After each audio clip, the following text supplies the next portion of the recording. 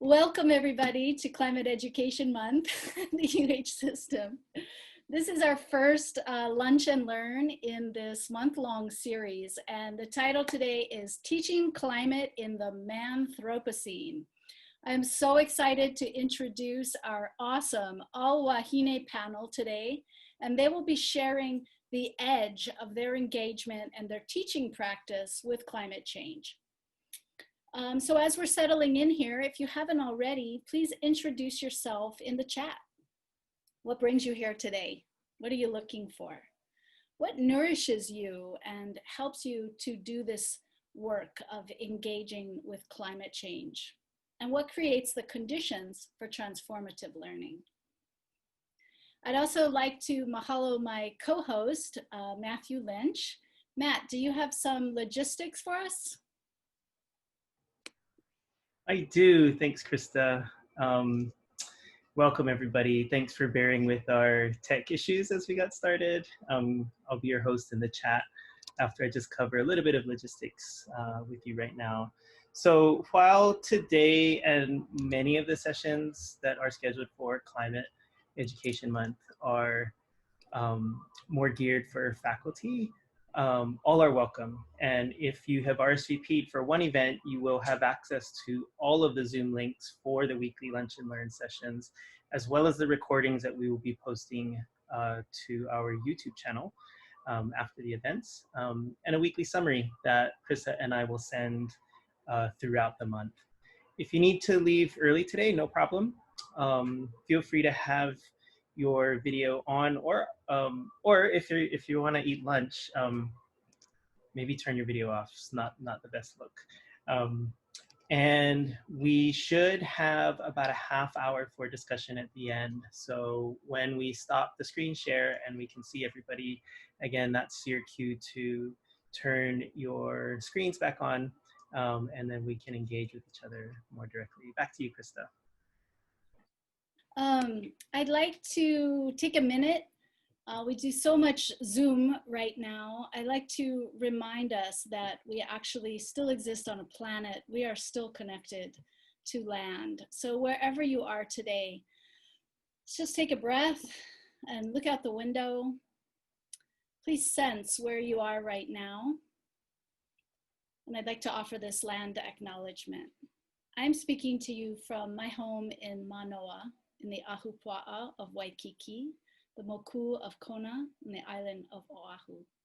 I recognize Hawaii as an Indigenous space, and I ask us to honor the Indigenous people, traditional stewards of this land who've lived and worked on this land for generations upon generations. So we did intentionally form this panel of all women teachers and leaders. We couldn't resist the title, Teaching in the Manthropocene. It was just too good. The panelists may not necessarily be speaking to climate feminism, but I think that it's an important way to start, and that the role of female leadership and female teachers is critical. It's an important way of looking at climate change and teaching climate change. But I simply asked each panelist to speak to the edge of their engagement with climate change, and what did they really want to share with their colleagues today. So we'll have approximately 10 minutes for each panelist, and then some discussion at the end.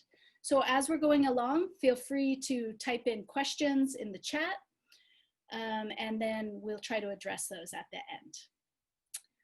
So let's get started. I'm going to introduce each panelist in the order that they'll be speaking today. So first, I'd like to introduce Dr. Victoria Keener, if you can wave. Victoria is a research fellow at the East-West Center in Honolulu. She's the lead principal investigator of Pacific Regional Integrated Sciences and Assessments, Pacific RISA program.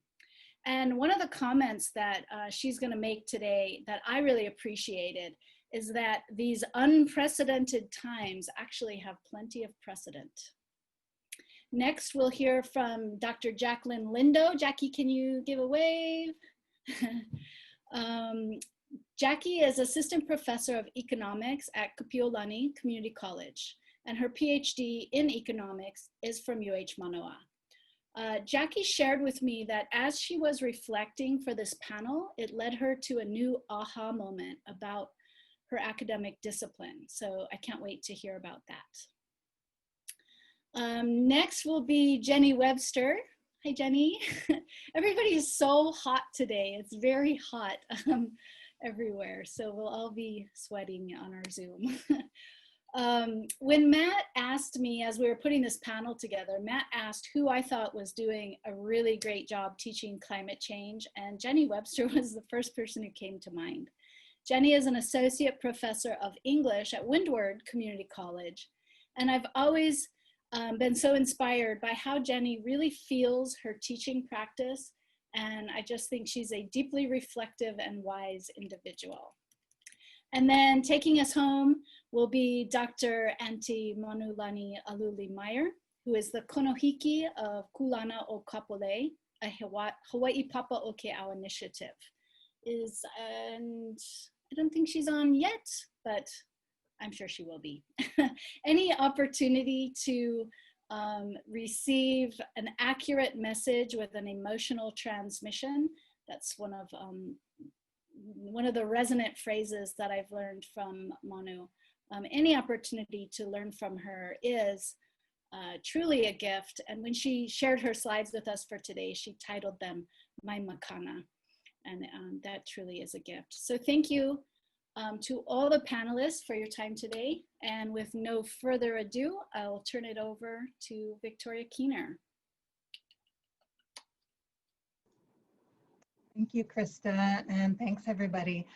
So I was asked to briefly set the stage for the panel discussion, kind of about this interdisciplinary climate education and different ways of communicating climate science by giving an update on regional climate trends and impacts both in Hawaii and in the Pacific Islands. So I'm going to try and do that really quickly.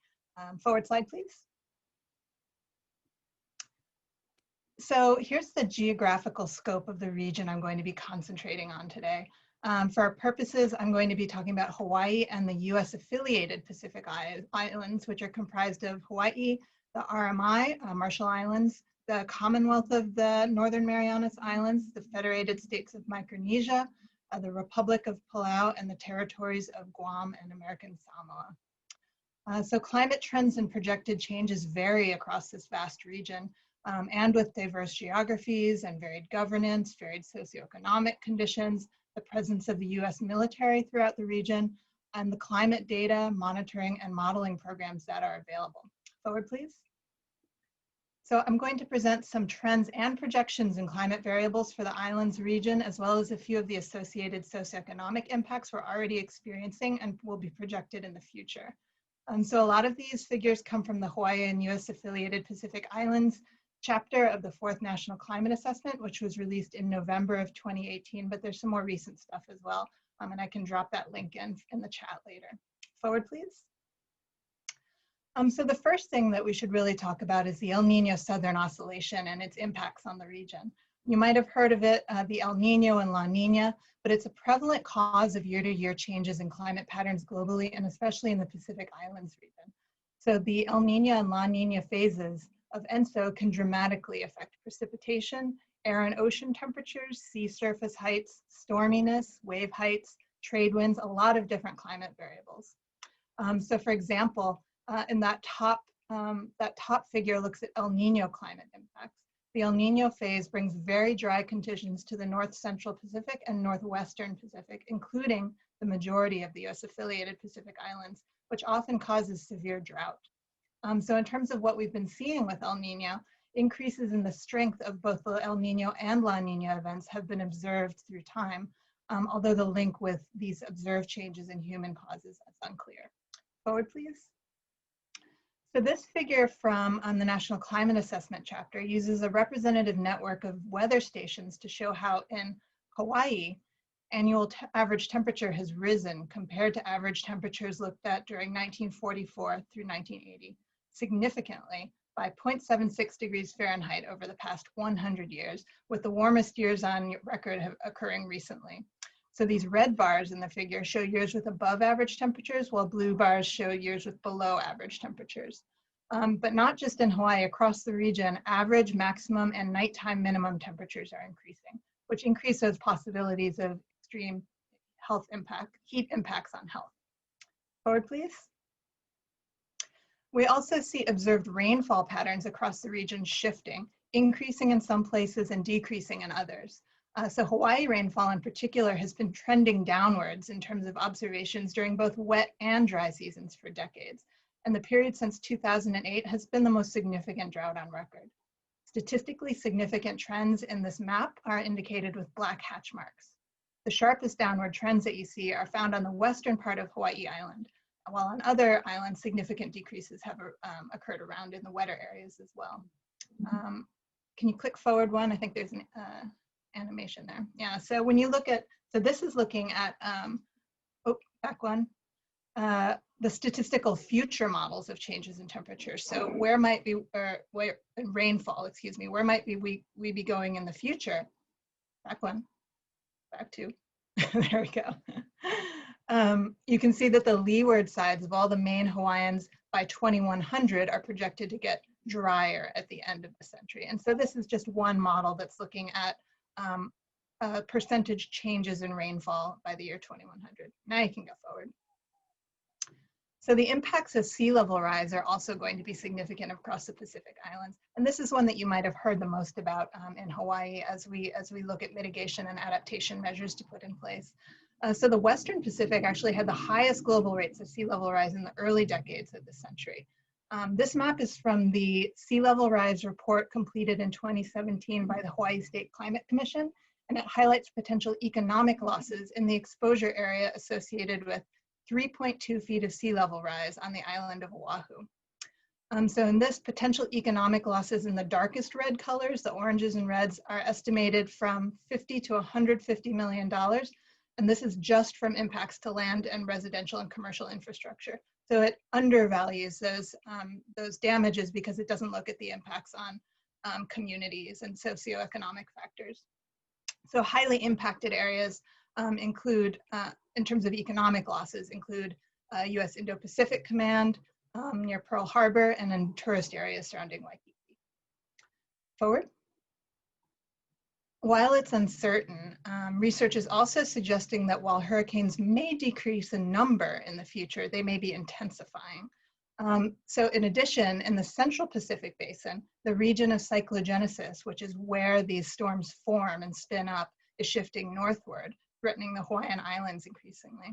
In the western and southern basins of the Pacific, the area of cyclogenesis is projected to shift east. Forward. So we also have seen that rising ocean temperatures and acidification are threatening fisheries, reefs, and the livelihoods they support. So after the 2015-2016 El Nino event, over 50% of corals were lost in Western Hawaii. Coral losses exceeded 90% at the remote and pristine equatorial Jarvis Island reefs. So this figure is showing that under projected global warming of approximately 0.5 degrees Fahrenheit per decade, coral reefs are going to experience annual bleaching beginning in about 2040 in Hawaii and across the region. So if we did something like the warming reductions specified on the order of those in the 2015 Paris Agreement, they would only delay the onset of severe bleaching by about 11 years on average. Forward, please. So climate change is also a threat multiplier with respect to human health and disease and other socioeconomic and climate impacts. Forward, please. Many of these impacts are experienced unequally within populations in Hawaii, and across the region. So one of the impacts is drought and food security. So we've seen that drought is more impactful on atolls and remote islands. Across the region, not just on islands, 90 to 95% of all our food is imported. For example, in the 1997-1998 El Nino and drought, in the Federated States of Micronesia, coconut production decreased by about 20%. We also see fisheries moving east during El Nino with cooler waters around a couple countries, while in RMI, the fish move north or in deeper waters. Forward, please. This also affects tourism and livelihoods throughout the region. As we're seeing now, we see reductions in tourism during natural disasters and events. An example of this was Jellyfish Lake in Palau. They experienced a major die-off of jellyfish after the 2015-2016 El Nino. Some of this was due to decreased freshwater flow into that lake. Another example is in American Samoa. The drought led the cannery there, which is the largest employer on the island, to ship in fresh water to be able to continue their operations. We also know that subsistence fishing is impacted by bleached reefs and fisheries moving. Forward.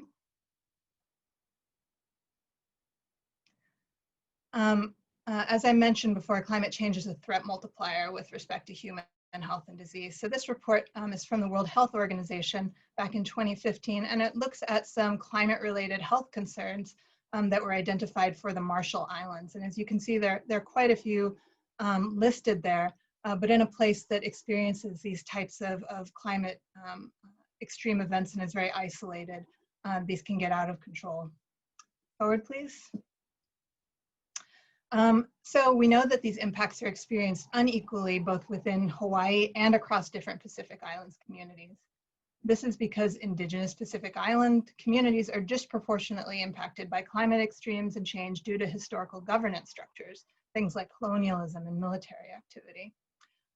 So the Urban Sustainability Directors Network, or USDN, defines 4 main types of inequities that should be addressed in climate adaptation and mitigation projects. So instead of defining them, I'm going to give examples of how they're experienced throughout the region. So the first type is distributional equity. So ways that this might be impacted include initiatives that promote renewable energy, which have the potential to benefit high-income households more than low-income households. Forward. The next is procedural equity. So an example of this might be a local governance meeting for community input on adaptation policies or a project that's only held during normal work or school hours, which is not allowing some populations to be able to attend those meetings. Forward, please. The next type of equity is structural. So an example of a structural inequity in our region would be that FEMA disaster recovery funds are available to US states and territories, but not compact of free association states, such as the Federated States of Micronesia or the Marshall Islands. Forward, please. And the last is transgenerational equity. So an example of this might be island governments prioritizing economic growth and tourism over resiliency and climate adaptation. Forward, please. So as Krista mentioned at the beginning of this, during these times, it can be helpful to remember that there are actually many precedents to what we're experiencing. We've heard a lot about these unprecedented times in the last 7 months. Forward, please. But there are actually many precedents to what we're experiencing both locally and globally. Of course, it's unlikely that we would experience them all at the same time, but here we are. So for example, as we observe the declines in our coral reefs, if we look back prehistorically and through history, we see that corals have actually gone extinct at least 6 times in the last 500 million years and returned in slightly different forms each time. We also know that humans have experienced many epidemics and pandemics throughout history. And although we hear more about kind of parallels to the 1818 influenza pandemic with COVID-19, the example that's much closer to home, of course, is the many waves of epidemics brought by Western ships to the Hawaiian Islands since Captain Cook arrived in 1790 that killed generations of Native Hawaiians. So absent germ theory at the time, the missionaries assigned blame for the epidemics to personal and moral failings of the sick populations.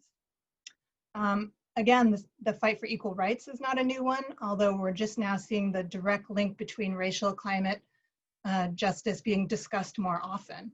And just as tobacco companies lied and covered up health impacts from smoking, fossil fuel companies have done the same with respect to climate change and greenhouse gases, sometimes using the exact same PR firms and lobbyists. So what is unprecedented is the increasing rate of change in anthropogenic carbon dioxide emissions. And with that, it's worth noting that over half of the carbon emissions ever produced from burning fossil fuels have only been produced in the last 25 to 30 years. Today, our institutions, governments, and corporations still stress personal responsibility and reducing our carbon footprint rather than fundamentally changing those systems that allowed our communities to repeatedly suffer and recover from these unprecedented times. So what is truly unprecedented would be showing the ability to effectively put systems in place to allow us to avoid experiencing these same negative impacts over and over again. So you can go forward now. And I'm just going to end with some research strategies that can help move the conversation forward. And I'm really looking forward to hearing from the interdisciplinary panel of educators to hear about different teaching strategies and frameworks that can help give students confidence to learn from and work in these fields. And I'll just leave that up there for everyone to read over. But thank you very much. Thank you, Victoria. Pass the mic. Thank you. Hi, as Krista, my name is Lindo, and as Krista mentioned, I teach economics at Kapiʻolani Community College. And I'm so happy to be here with this fantastic panel of leaders. When Krista asked for me to share about my experiences teaching climate change in economics, I sat down and reflected on it, and it was I hadn't consciously thought of it before, so this was a really good opportunity for me to self-reflect. In all honesty, while I had been aware of environmental impacts, changes, and a lot of things happening in the world, I really was not awoken to the very important impacts of climate change coming until about 4 years ago, when I first met and befriended my now beloved colleagues at KCC, Krista, Wendy Kuntz, and a handful of others who really not just helped me understand better what I kind of knew about, but helped me realize the importance of communicating it to students and delivering that sense of urgency. And so I really took the opportunity to redesign my class with these issues at the core of the curriculum, while of course still meeting the requirements of what my curriculum requires at this level. And so at the time when I first started doing this, I really eased into the water because what I thought at the time were 3 reasons. I thought I was easing in because it was so new to me. I was learning simultaneously with my students, and I wanted to ensure that I communicated, accurate, relevant information. But also there were really big, deep topics. It was a lot to just lay on students at the beginning of a class. That's already scary because students are apprehensive about jumping into economics. So I didn't want to give them too much at the get-go. But third, also, I thought at the time I was easing into it because I felt ill-equipped, that because I didn't know all of the science behind it, I didn't feel like I'm not an expert at it, obviously. And I thought students looked to me as an expert, as a faculty, but I'm only an expert in my own discipline. And so what I did was I kind of carefully curated and took pieces of climate change and integrated them thoughtfully in different sections of my existing curriculum where I knew the connections were obvious. For example, like looking at the financial trade-offs in terms of like mitigating infrastructure versus waiting and reacting to disasters that turn into big financial expenditures. So it was very specific at the time. But what I've come to realize over time, especially over the last month or so, is that wasn't actually the reason why I was easing into it. The real reason why I was easing into it was because I was internally battling like 10 years of advanced economic theory, education and application and research. That's the photo on the left. That was Samuelson wrote, like, really what's accepted as the first economics textbook. I was battling that foundation I had in my professional training with with what I knew I was observing in the real world. And I couldn't reconcile the role that my discipline has played in contributing to this capitalist consumerist narrative with what I was teaching students now. And so even though I had spent 3 years teaching climate, integrating Indigenous knowledge and science and technology, and building Aina-based learning experiences I was doing all of this, but unknowingly I had this I couldn't quite get there deep down in me because of what I knew from my discipline. And so even though I had successfully transformed the course in terms of I had, built the content, I had redesigned assignments and assessments to reflect what they hopefully were learning, at the same time, I was trying to change mindset.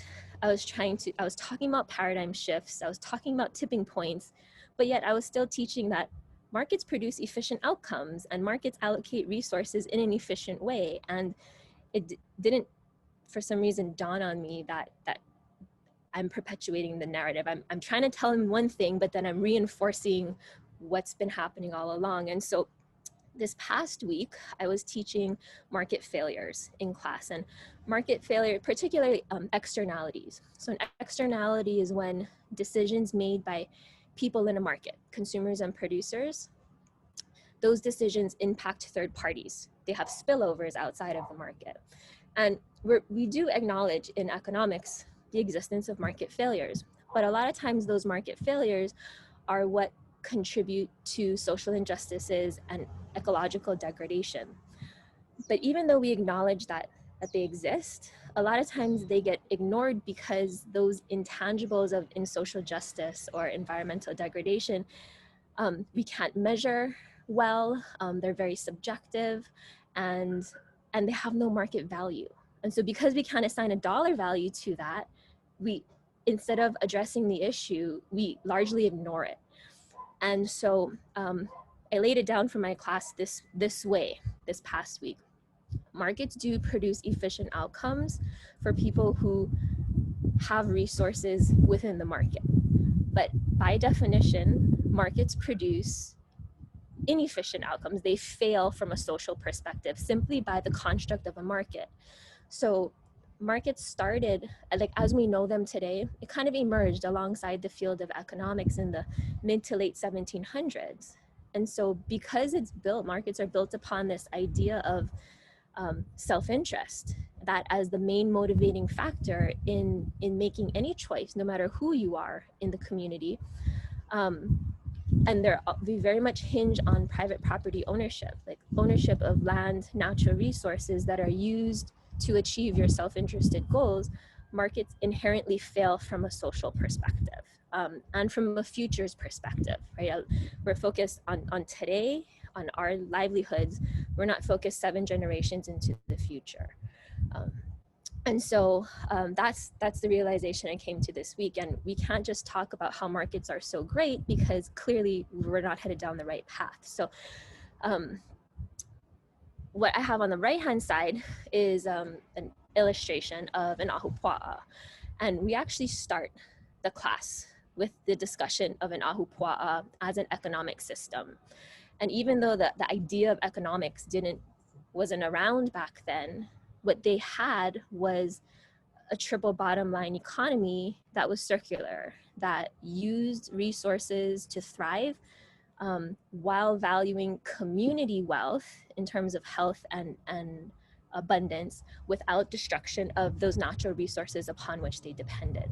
And so I use this because I've had Kapiʻolani come speak to my class when he was at Ma'o Farms a couple of times, and I'm so inspired by the work that he and Gary and Kukui Manukea Fourth do at Ma'o Farms, because they truly model the values of that system and community first. And Kamu, in one of his many presentations on YouTube, describes what he feels is a Native Hawaiian business. And he says it's not a business owned by someone of Native Hawaiian ancestry. it is a business that produces something for society, but in a way that doesn't externalize the costs to people and to Aina, to land. And really that's exactly what he's describing as a social, like, if you would want to call it a triple bottom line economy or a circular economy, that's really an ahupua'a. And so my training in economics leads me to prioritize individual wealth accumulation, but any Indigenous community and a triple bottom line perspective values community welfare, right? Not the accumulation of wealth, but the sharing of abundance. And so, next slide, please. What I communicate to my students now is not just how do we do things differently moving forward, is how can we take what we know from before through Indigenous knowledge, different value systems, bring them to the present to fit in the context of today, our 21st century, to put us onto a better path. And so I'm so thankful that there are every day more and more, mostly local, that I'm focusing on, examples of businesses that are modeling exactly this, that they're taking the idea of a market and creating a product or a service that is needed, that has market value in today's standards, but is built upon the values of prioritizing community. And so I have Ma'o Farms here in the middle with a for-profit enterprise. Their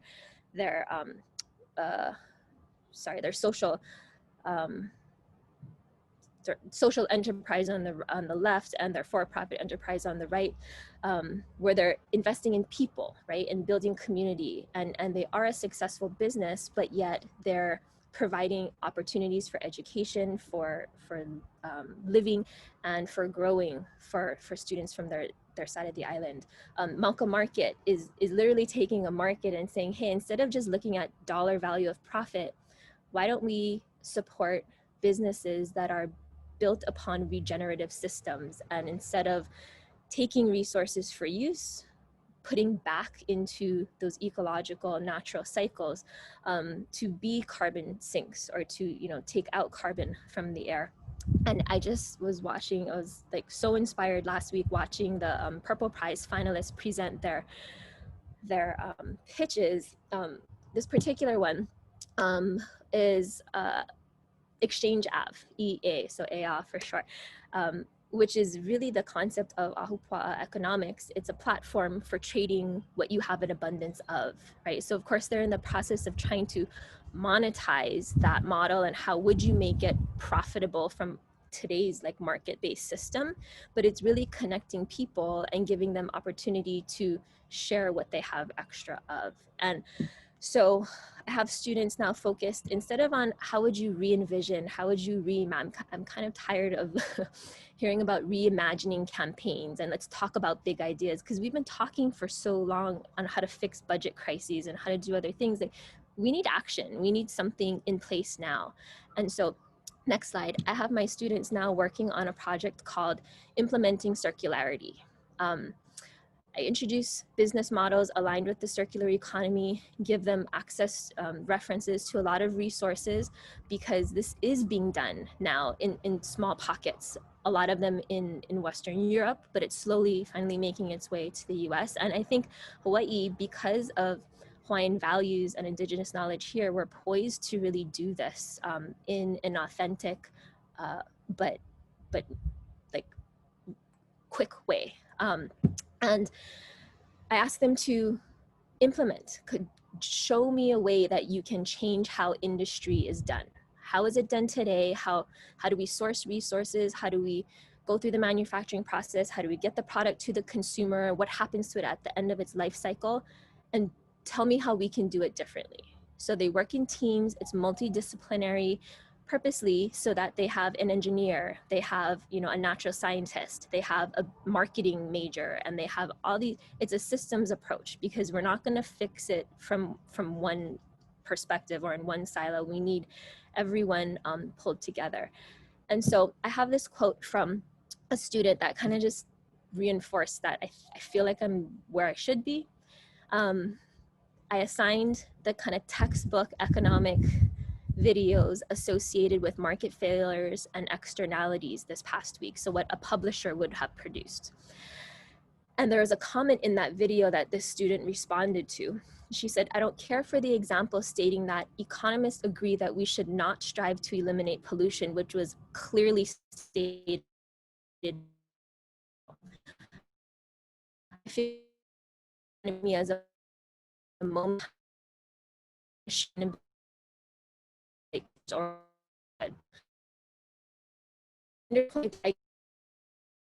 look,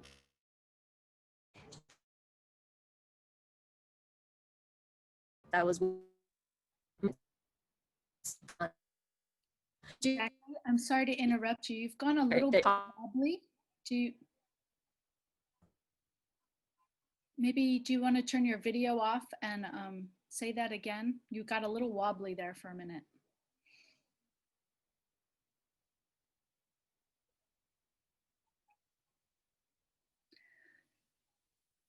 And then she froze, and she's probably going to be coming back on.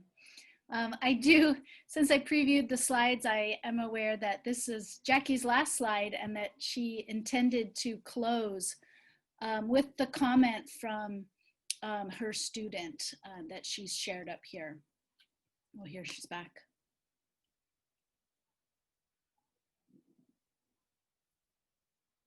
Welcome back, Jackie.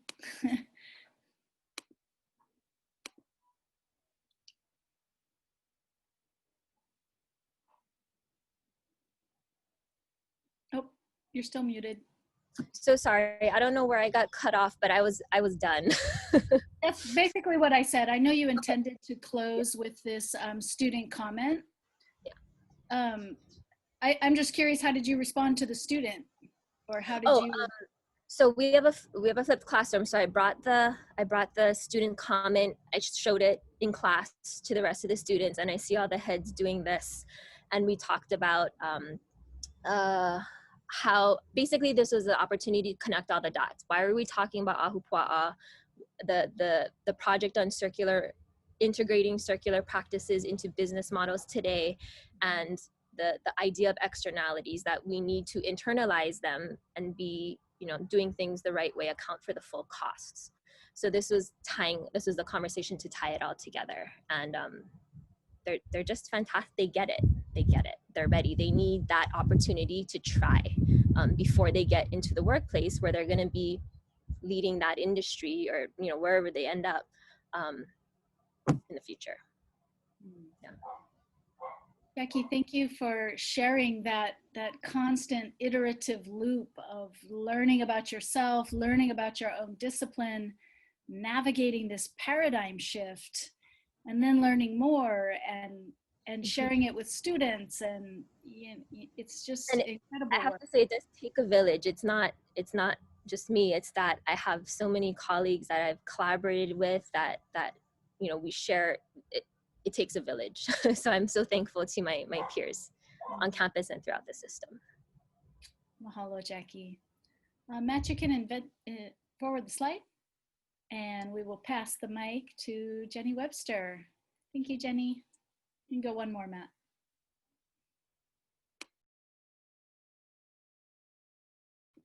Jenny, you're muted. Welcome, friends. It's inspiring always to work with Jackie and to learn what she's doing. I think it's incredible. What I'm going to share is kind of like that. It's a little different, actually.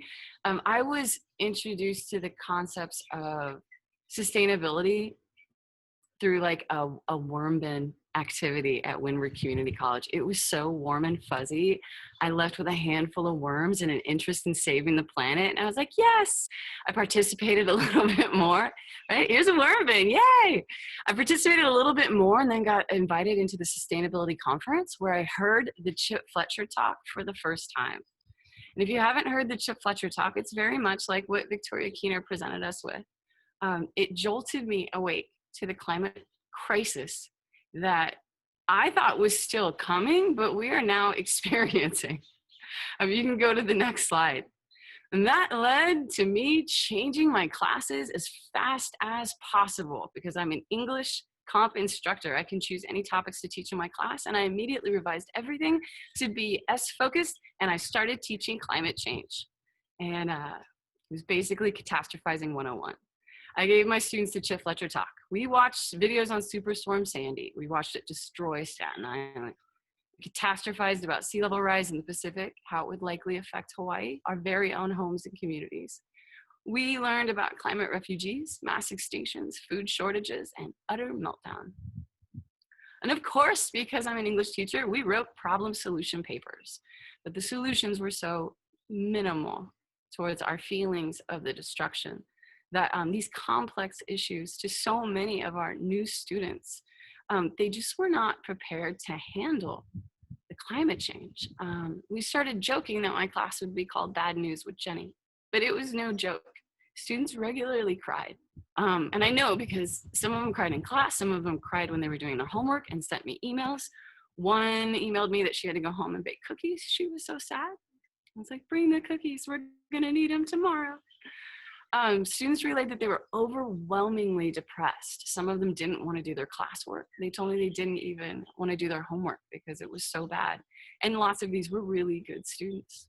That didn't stop me though, as I felt it was my duty to force them to stare directly into the wasteland to try to anticipate how we might prepare themselves for the overwhelming problems ahead. I probably marginalized the students who needed a lot more support. Anyone who didn't take it seriously or refused to look at it or just didn't want to talk about it really lost my support as a teacher. And while I thought I was doing God's work, I let a lot of students down, likely the ones who needed help the most, those barely in college, those struggling with depression, mental health issues, financial issues, addictions, family issues. And on top of all that, I brought it home. This didn't end at school. I talked to my friends about it constantly. My family and coworkers thought I was a bummer. Nobody wanted me at their parties. And my partner regularly had to ask me to please stop, you're doing it again. So for the last few years, I've kind of lived in fear and anger, and I've dragged my students through it with me. We can go to the next one. So I don't know if it was in between like the IPC report of 2018 that was published over Christmas. It was a super bummer. Just recently, like, I realized that the last stage of grief is still grief. And we are immobilized by grief. And I can't say that the more I study climate change that I've gained hope. I've actually really I really lost hope recently, maybe even when COVID hit, that's when I really started it. But I don't know if we can turn this ship around. What I do know is that as a species, we have to adapt everything, not just little things. As a result, I had to really internalize and think deeply about what my purpose could possibly be if I'm a professor and I'm actually supposed to prepare my students for what's coming, for the future.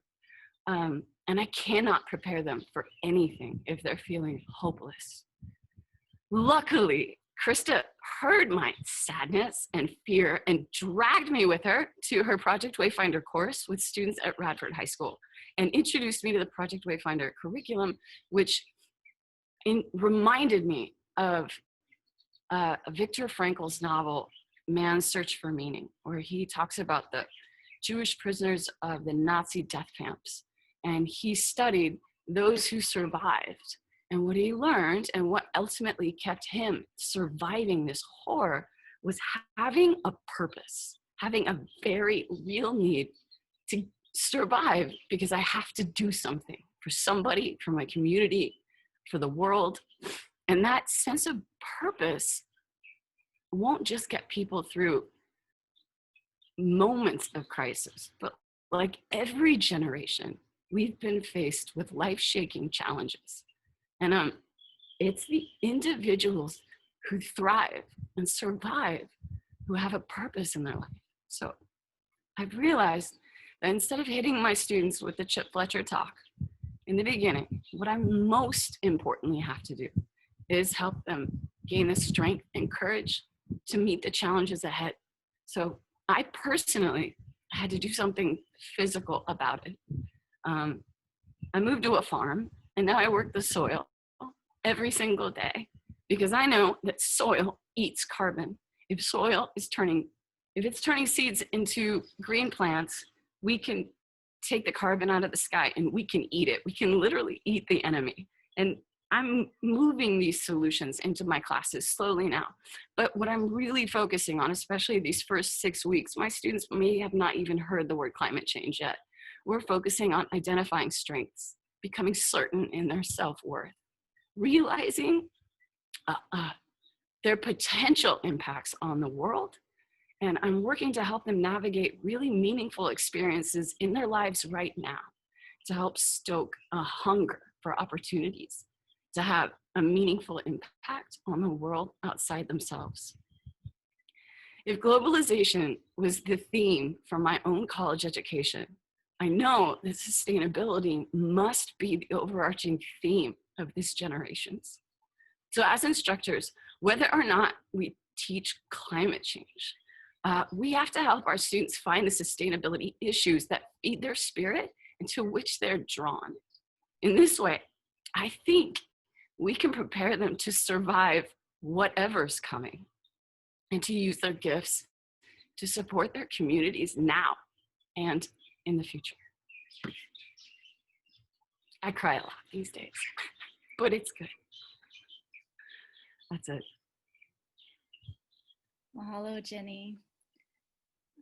In the spirit of Auntie Manu, I really would like to mihi you for this process that you shared. And like, folks may not know that everything you described that you've gone through and all the course redesigns that you have done, all of the learning and the personal work and personal change, this is all since like 2017 that you're talking about. So, you know, you're a step ahead, and you're showing us that there is something beyond that grief that is still grief. So I really want to acknowledge that, and thank you. And thank you to all of our panelists. We, of course, have reached out to Manu and just hope she's okay.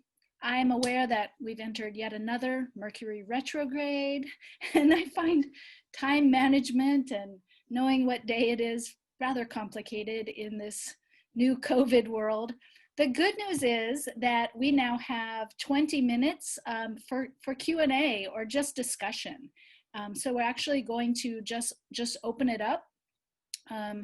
And you can wave like this, but we might not be able to see you. So if you go down to participants and raise that hand, then we'll be able to kind of say who's speaking next. If you'd like to ask a question to Victoria or Jackie or Jenny, or if you'd simply like to share, you know, what's alive for you. Yes, and as Matt just posted, the other good news is that we have a panel just like this every week for the entire month of October. So we'll be able to invite Manu to one of the next panels. Next week, I just wanted to mention that next week, Ilana Stout from Hawaii Community College will be presenting a workshop on teaching climate change affectively, which is directly about how to speak to the issues that Jenny mentioned. When students take in information about climate crisis and don't know how to handle it, it's so important. You know, if we open this up in our classroom, it's really important that we know what we've opened up and how to deal with it. So a round of applause for all of the wonderful work that we just had a little tiny window into it, you know. So thank you. And what's alive? We'll just open it up for about 20 minutes.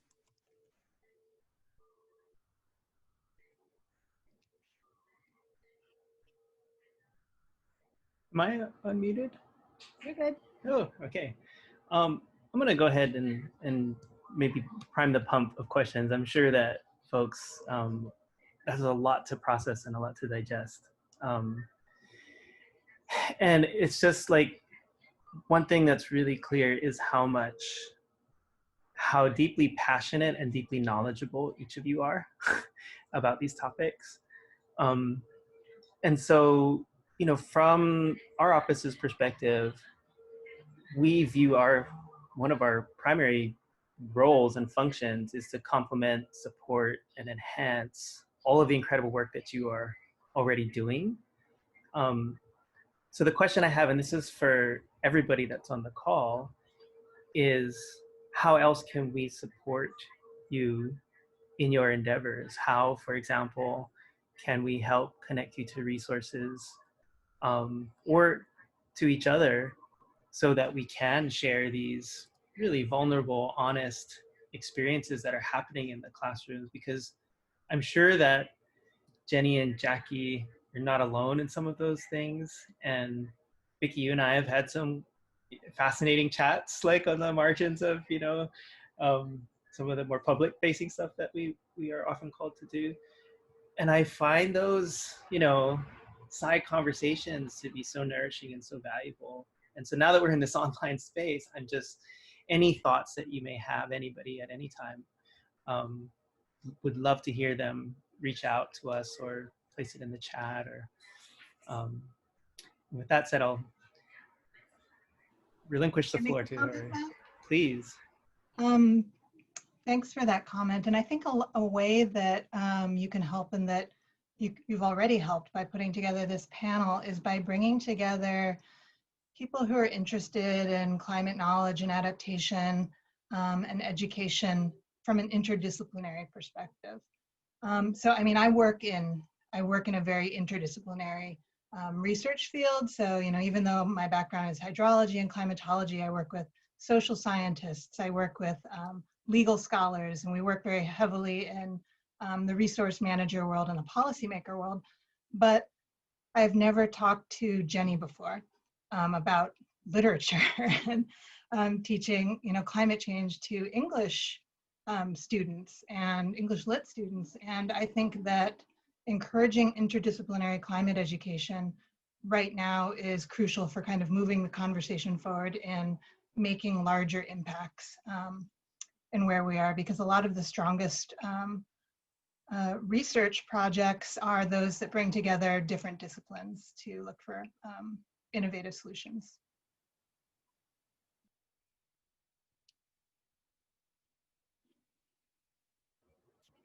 Thank you. We're all friends here, so don't be shy. Feel free to unmute yourself, and anyone has a question or a mihi or whatever to offer. Could Floyd McCoy from Windward, if I could make a comment, there is no geological or geophysical factor that is causing climate alteration. And I think that needs to be understood as well. The driving mechanism for climate change is overpopulation. We should be now entering into a new ice age. We should be about 50 years or so into seeing the climate start to deteriorate as we go into another ice age. We're not. Global warming has stopped that. And what is inducing all of this is overpopulation. That has got to be addressed. I don't know how we address it. I just have no idea. But it's overpopulation that is just overdoing everything on this planet. Our resources, it's now overdriving any geological, geophysical processes. And this is what we got to deal with as well. By dealing with climate change, we're saying, well, how are we going to adapt to it? How are we going to live with it? Better yet, how are we going to survive it?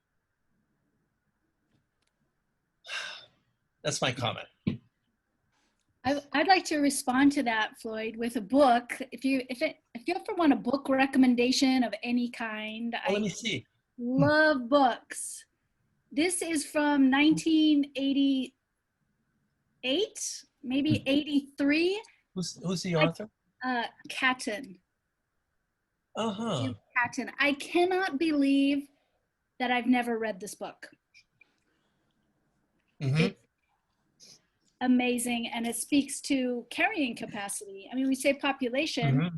we're speaking to the concept of carrying capacity. Yes. And Mm-hmm. this book, like, just spells that all out.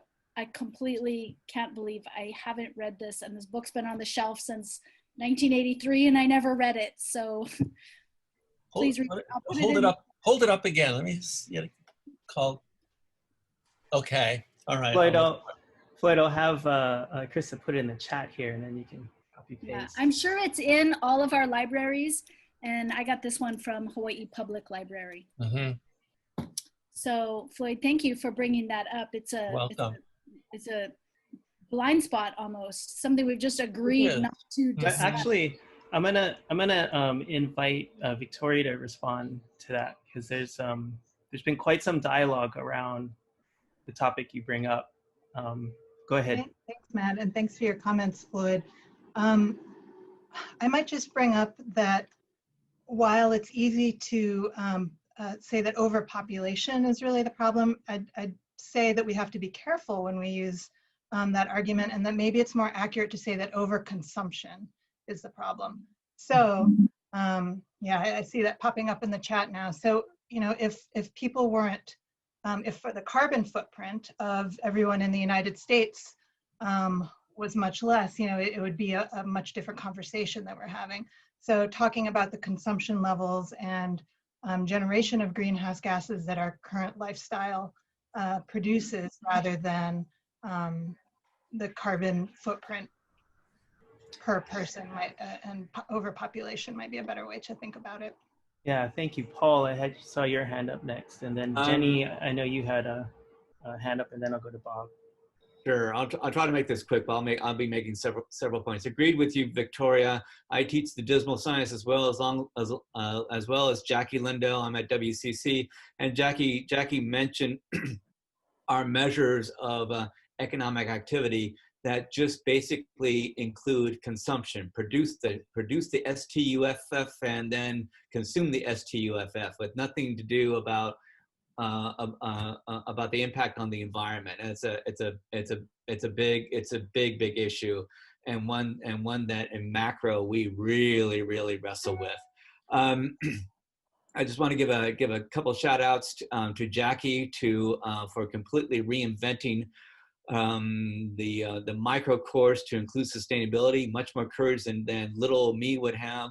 My solution is to still teach the basics and have horns sticking out of my head, but I choose to do this all in a 200 level course called Environmental Economics. So I applaud you, Jackie, for truly reinventing the wheel. Courage and kudos to you. And for dear Jenny, I'm Robin to her Batman. She's doing this Wayfinder thing in our Frosh cohort class, and it's really remarkable what how the students are responding to it, and it makes my second act, my dismal science act, a lot nicer and more pleasant after Jenny's class. So shout out to both of you guys. Okay, done. Right on. Thank you. Jenny, go ahead. Oh, actually, I had just a personal question for Krista about the book. If maybe, and I see Mr. Franco actually has had a comment, I'm dying to hear, but if that overshoot book has something to do with, as species of the planet increase in number, is it like a natural process for diseases to erupt, to wipe out their food source and wipe them out? Like, is this one way we can help our students deal with the huge conspiracy theories that are thriving today, as conspiracies have been precedented? Conspiracy theories thrive during times of social upheaval, during specifically pandemics. People want to blame authority figures, the government, the doctors. So without me having to talk about that to my students, overshoot, I was wondering, is that a book that students can grapple with in a lit course? Maybe too much. Pretty intense for students. I would definitely read it first. But an aha that I had after reading this book is that a lot of what we're seeing right now is not causing overshoot, but is a symptom of it. Is, you know, we are in it. So even conspiracy theory is a symptom of overshoot. And that was kind of a subtle shift in my mind. Pandemic, of course. I read that we can expect many more emergent diseases, up to 5 per year, and they could be worse than this one. But I do want to hear from Bob. Hi, Bob. Aloha, aloha everybody. I need a haircut. I haven't got one in a while. You all may know that I'm a cultural anthropologist and with a focus on the Pacific Islands. So I was very interested in Victoria's presentation. I think what drew me to this, this event was the Anthropocene labeling. And I, as you know, have been working with a number of Indigenous scholars, both through the Keck Foundation Grand Challenges effort. And I'm also on a group of, from the Association for Social Anthropology in Oceania, which is Indigenous anthropologists who are working on decolonizing the Anthropocene. And at their meeting last February, which we held just before COVID really knocked us out, there was a lot of talk about Carl Poas White and his work on indigenizing climate change studies, futures, and decolonizing the Anthropocene, basically making the point that it wasn't all of humanity that is behaving this way. It's really Western colonial expansion, population growth. It's all the issues driven by colonization and nation building very generally. But so it isn't just men, it's certain men from certain Western traditions and Eastern traditions who have created this idea that we can conquer nature and exploit it to death. So I think the work of Carl Poas White, it's Googleable. He's a professor, a Potawatomi tribal member, but a professor at Michigan State. And he's really what everybody in Pacific anthropology is reading about how we conceptualize the damage that's being done and who's doing it. And it's mostly men, but it's men from certain Western and in some cases Eastern colonizing trajectories and traditions. So I think that without Manu here, I wanted to re-inject this and support others who have said the importance of Indigenous perspectives in our abilities to survive this. Thank you, Bob. Really appreciate you bringing that to the fore. I know Monique has a question for the group. Go ahead, Monique. I think I unmuted you. Yeah, you did. Thanks. I want to apologize in advance for the potential dogs barking and the roosters crowing in the background. The way I read the title, thank you for the 3 presenters, by the way, but the way I read the title was the, you know, Anthropocene. I thought maybe there might be some kind of you know, feminist interpretation of what we mean by that. And so I guess one of the things, and I know that I know Manu's not here, and I'm certainly not speaking for her, but having sat in many meetings with Manu, I know one of the things that seems to be important is looking at these issues from an assets-based perspective rather than a needs-based perspective, and looking at what we are doing right now. And clearly it's not enough. I mean, that's a basic fact. I guess I'm particularly for me, my research is right now is based on women's leadership in alternative food networks and what women are doing to fix things, and in different places around the Pacific, including Hawaii. And so I was just wondering if any of the presenters or anyone else had any sort of thoughts on, I totally, you know, acknowledge what Bob was just saying, that it's, you know, it's not just men, but you know, if anybody could speak to that, that would be great. Thank you. And I'll mute myself. Go ahead, I'm sure that our three panelists have thoughts on this. Please go ahead. I would love to, because as somebody who was trained by my teachers, I was trained, right? Teach them writing. They need it for life. They need it for survival so that they can survive in this world. And as a female educator, like also as somebody who lacks tact in general, I was like, let's do it. Just like my professors did. Throw it on a slide, stick it in their face, make them suck it up. This is the real world. You got to find a solution. It doesn't work. Like, I'm pretty sure that I was not prepared by my instructors to be the instructor that these students need. And I think Project Wavefinder like does something that we do not accept at the university as one of the most important goals of preparing our students for a future that is unprecedented. We don't know what's coming, and we're pretty sure the models are underestimating what's coming, is to focus on them, their spirit, their joy. Like, most of my students in our class are like, no one's ever asked me what makes me happy. I'm supposed to do this. Success is taught to me as this. I have to get my degree, and then I got to figure out, and I got to take care of myself. And this mind shift. And like, let's talk about what's really important here. You as an individual, what brings you joy?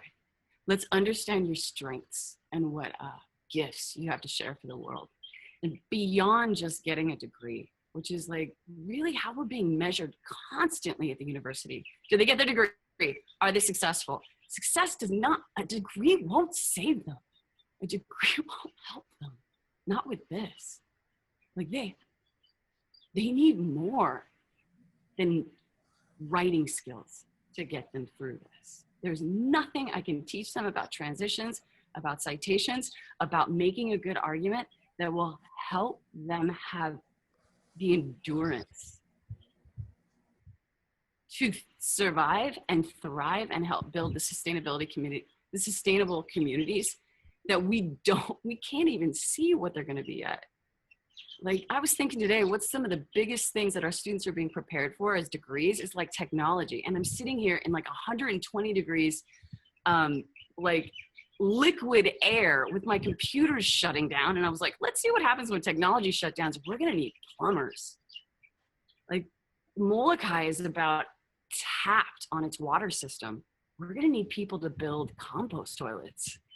Like, I don't know if we're preparing them for the future that's coming. And so I think maybe rethinking what we've been taught is going to be the like Jackie rethinking economics entirely, being like, I cannot teach you what I was taught. What I was taught is going to destroy this planet and us, or it's going to destroy us. The planet's going to shake us off like a bad case of fleas, according, as George Carlin pointed out. The planet has already done this 6 times. The planet is going to make it through. Nothing, humankind is not necessarily going to make it through. So I think we need to be bold in our re-envisioning of what we teach our students and our kuleana towards them. Because a paper can't help them now. It can't help any of us. Jenny, thank you so much for that comment. I am able to stay on the call, and probably Matt, if folks have resources or anything you want to share or talk about, but I'd like to just formally close to honor everybody's time. Krista? Yes. I just wondered if I could say something as a Maui educator, since Manu's not here. And I wanted to ko'o Monique and all of the women who spoke. My name is Manulani Minton, and I'm about to graduate the first 500 Native Hawaiian nurses from the University of Hawaii. But my background as a filmmaker meant that I lived for 12 years with different kupuna who taught the knowledge of the ahupua'a systems and lived them. And the film that I made, Ahupua'a Fish Ponds and Lo'i, is still used because the kupuna voices are there.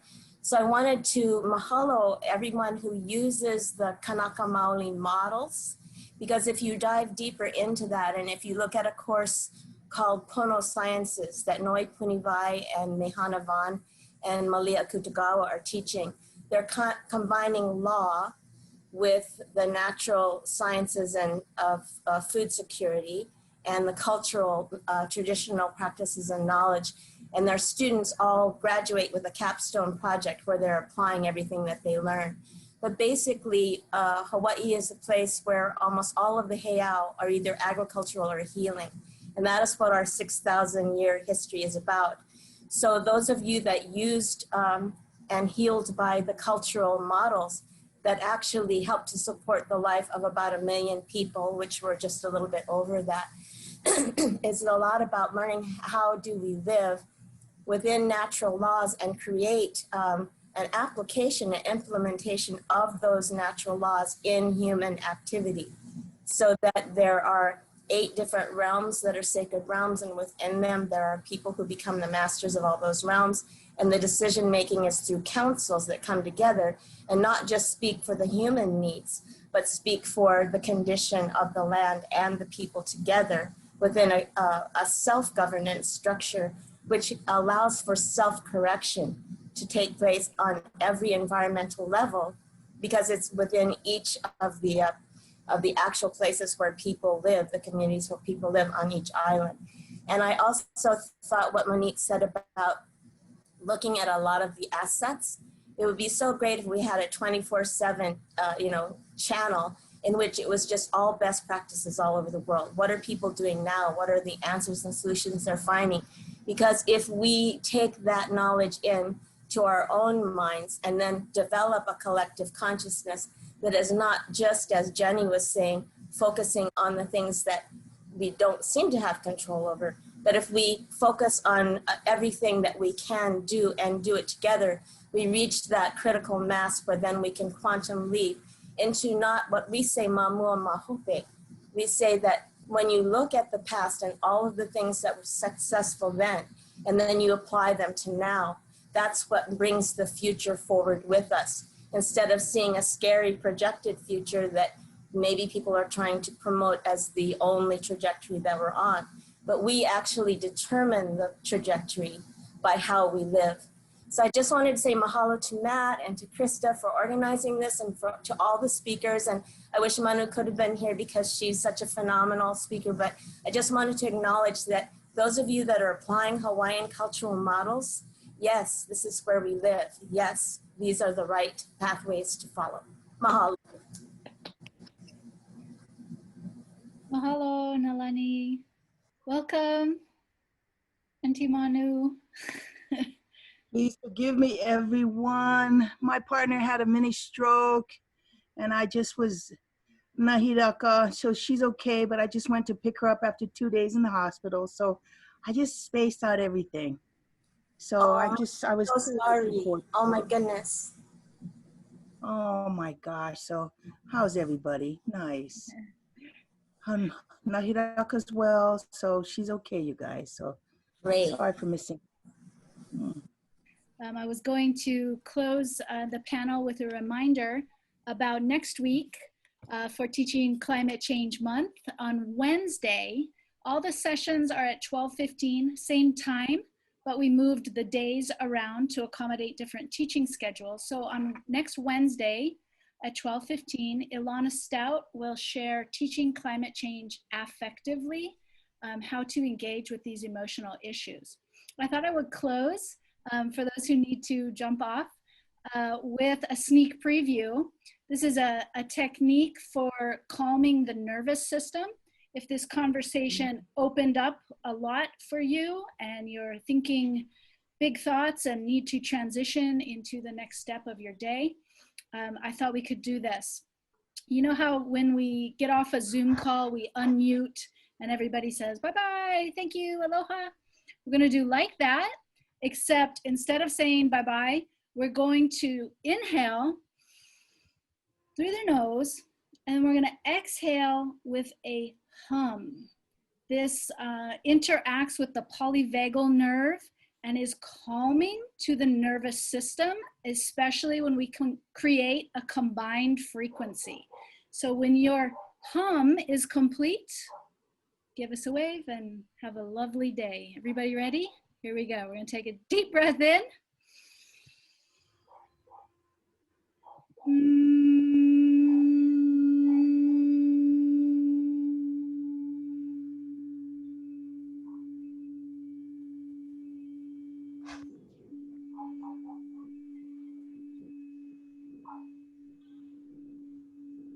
Hello, everybody. We are so pleased to welcome Dr. Manulani Aluli Meyer, Konohiki, UH West Oʻahu. Welcome, Auntie Manu. Ui, aloha mai kākoa po e kuʻumāhua. What a time we're in. What a massively mythical, radically hulihia time we're in. So this is my 3 little slides in my little ike mo'o.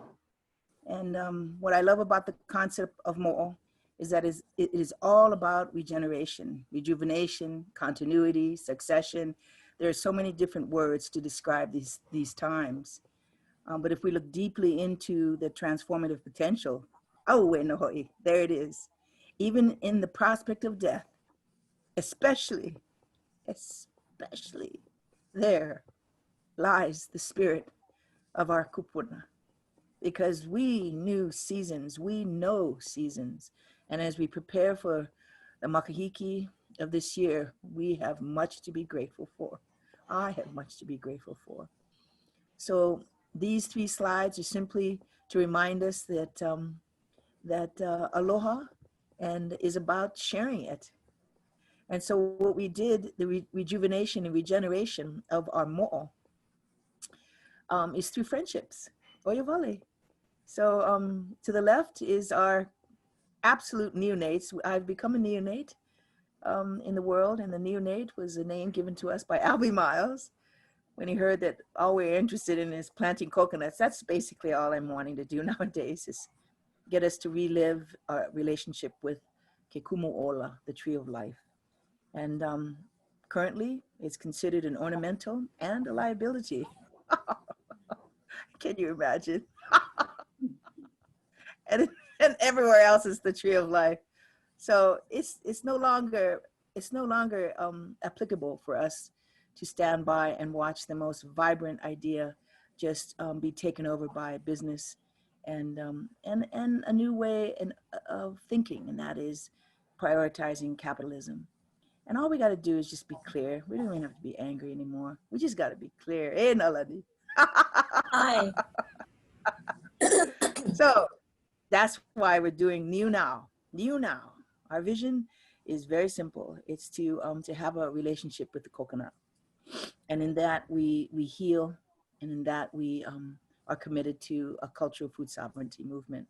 So when we couldn't have an event in the Hawaii, the Pacific Arts Festival in June of this past summer, we just pivoted, and now we're on our 5th webinar. And at the end of every month on a Sunday from 11 to 1, about 40 people gather. It's amazing. There's neonates everywhere. And we listen to mo'olelo from wonderful, wonderful practitioners and people who love the coconut. And then we have neo nurseries, and we're committed. And there's Pulama Collier introducing Kawa Continuum, the space-time awakening. She, you give people the freedom to be creative, and you nurture them. And that is where the mo'o lives. That is where continuity lives.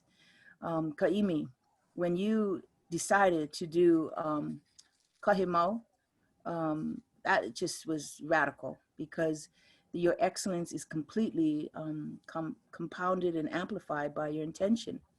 Auntie Lynette Paglinawan is going to introduce our spiritual responsibility this Monday on her Nohona Hawaii class. And she puts it in 3 ways. When people think there's a coincidence happening, that coincidence is actually inspiration, and that inspiration is actually intentional. So intentionality, coincidence, and intentionality, coincidence, and inspiration are actually three facets of the same idea. Isn't that special? So this is why ho'ailona are very important to us, and why it's time to have an experience with not only the efficacy of aloha, but the purpose of it, and the regenerative nature of what loving really means. And that's why Auntie Pilahi Paki is so fantastically important, because she introduced that idea to Hawaii in the 60s. And our kupuna have been doing it for many hundreds and hundreds and hundreds of years by not saying aloha. Aloha was really quite a quiet idea that you were drenched in the activity of it, not the verbiage of it. But now, let's bring the verbs, let's bring the articulation out so that we can ho'omanawanui, we can express our mindfulness in our heart expanding ideas very eloquently. Don't you think it's time? And that's what this time reminds me of. And by the way, Pulama, she developed the Kawa Continuum. Kawa, you're gonna love that, you guys. She's putting it out. We're gonna put it out at any minute now. And it's a new way, a KNEW, new way of looking at, or it's a Hawaiian way, it's a Kanaka way of looking at history. And she's put it in 5 periods. And the periods are Au Makua, Au Ali'i, Au Mo'i, Au Kupa, and Au Pulupula. And those 5 ways of looking at history will radically change how we view it. So stay tuned to that. And that's what I wanted to give to the gang today, is that when you begin to interpret for ourselves our own understanding of our history, the hulihia turns to the huliao, and the huliao turns to the ho'oulu. And we are in that time of transformation right now. Pretty exciting. Next slide, beloved Krista. Next slide. Oh, there it is. Wow, okay. Well, that slide turned sideways. There's for a reason. Yeah. A'omai, a'oaku. Whatever you learn, you teach yourself. Isn't that the truth? I wanted to show people, the slide is a little bit sideways, and that's okay. But do you see the right triangle? It's very obvious. But do you see the left triangle forming? What seems by a long tail of arrows. I didn't see that triangle forming for 5 years, and I'd be looking at that picture every day for a long time. And then all of a sudden I saw it around 3 years ago. The triangle is usually above, but it's okay if it's on the side, because it means it's a continuum. And that triangle is the rise of the feminine. And that is what's happening when both hemispheres are ikepapa kolu, are ikepapa lua and ikepapa kolu. The lua is about, for me, the 2 sides, the left side and the right side of our hemispheres. If we can develop a peace between the chaos and the coherence of our lives, we are going to be able to thrive in this chaos. Because the other picture is a po'opo pohaku that I carved. And I learned by carving those stones for many decades that, you know, one hand stays steady and the other hand is random. So, you know, the other hand throws the rock across, you know, to the hammer that you're holding in your hands. And you just go into this, you know, this trance kind of thing. And then a couple hours later, a couple days later, boom, it's a po'opo pohaku, it's round. So one thing steady and the other thing is always chaotic. One thing steady, the other thing is always chaotic. That's called simultaneity. In the post-quantum physics world, they're calling it complementarity. I love that idea. After all this fracas, they're saying that the energy of the universe has always been and will continue to be complementary, complementarity, complementing. I don't know. It's something about we need the both sides, and the both sides create this harmony. And that is the beauty of this time, that chaos will produce, is producing, will inevitably produce the beauty that that is deeper and has always been present. And that is why chaos and coherence move and shape larger cycles in the world. Just because we don't see them, or just because we don't like it, that doesn't mean it doesn't exist. Hello, Hello, hello. So that's the point of nowadays. It's when we are omai a oaku, we're teaching ourselves. We're learning and teaching ourselves the idea of mutual emergence. And when you do that well, you know, it doesn't matter. Office of Hawaiian Affairs, yay, go for it. Do it well, you guys. Queen Lulu Kalani Trust, come on, we trust you guys. You know, you're in a hard time. So we're just gonna affirm and lift up the Queen's vision that I know you hold. So, you know, my maka'u, my hila hila, and my talk stink. No talking stink, everybody, okay? Just be clear and be kind. And eventually that, you know, because you cannot carve a perfect stone if you're looking at them. If you cannot go a chink, chink, you can't do it. You can't do it. You got to trust in your heart. And it comes out like that. Believe me, it didn't look like that, 14 hours before that. And so that's why the left and the right hemisphere of our being, the rational and the trans-rational, the feminine, the masculine, the hard and the soft, all these seemingly extreme ideas are actually a part of a continuum, and the continuum is always whole. Last slide, Krista, beloved Krista. Ooh, ooh. Oh, there it is. Oh, geez. Okay, that's the flower of life. It's a little squashed, but it is, it's actually a visual energy of Awama Kuleana. When aloha is at the center, and when the center of that aloha is the love of land, it gets expansive in ways that you can't predict. I mean, why predict infinity? It's ridiculous. But Auntie Pilahi Paki and all our kupuna, that all we are from, they've taught us that love is our highest intelligence. And people come to Hawaii and they feel that ono, and then we are strengthened. So we're not the host, so cut that out, okay? Hawaiians are no longer the host. I don't think we ever were, but we're the root. We are the root culture, okay? We're not the host culture, we're the root culture. Let's just make that clear. And the more you go into the strength of good rootedness, then the tree can grow. And in that tree, then comes fractals, fractals, fractals into infinity. And that's why we collaborate with everybody in Hawaii. And that's why Ulua Ekevelina Akiloha is to me the ultimate Olelo no Ea, one of my favorites. And that is loving is the practice of an awake mind. So I'd like to close with that Olelo no Ea that described Auntie Edith Kanakaʻole years ago, with this simple oli. And the Ea was given to me by Kukui Mauna Kea Fourth of Ma'o Farms. So this is for you, Kukui. And this Ea is in celebration of Nahiraka's health and wellness. And I'm so grateful for that. So I'm going to do it 5 times so you can do it with me, okay? Listen to it once and then let's do it 5 times so that the reverberation, the amplification, the touching of sound you can experience.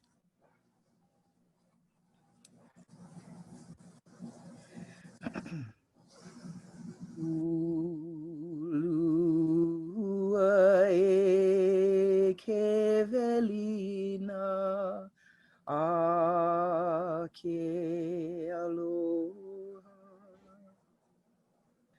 Ulua e kevelina